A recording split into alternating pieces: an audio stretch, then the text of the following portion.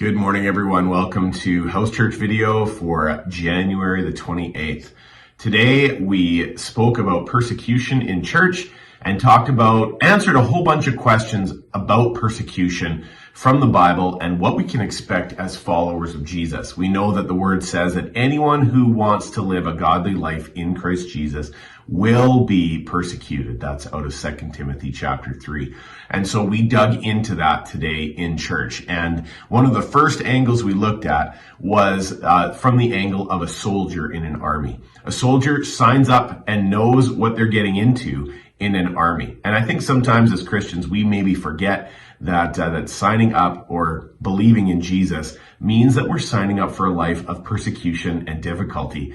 Sometimes we get confused and we think that because we're believing in God and because God is a God of love, that it would all be easy and blessing and kind of your best life. And Jesus doesn't promise us that. He promises a life of challenge and of mission and of war and eventually peace when we get to heaven, and blessings scattered throughout our lives. But blessing is a pretty relative word that sometimes we get confused about. So today you're going to talk about the ins and outs of persecution. Maybe you have stories to share about being persecuted. You'll talk about the doctrines in the Bible that might get us persecuted, the ones that are coming under attack right now.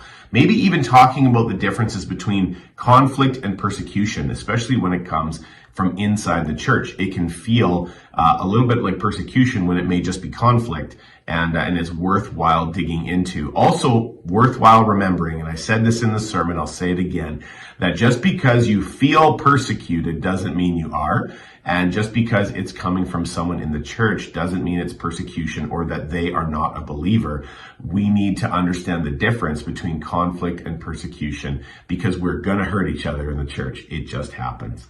And then talk about what turning the other cheek might have an impact on somebody in the church or somebody outside the church, as well as talking about praying about persecution. What's the best thing for that? Is it good to pray that the pain would stop or that you would bear up under the pain? Have a great time discussing these. I'm looking forward to hearing some of the feedback, and just God bless you as you talk. Take care.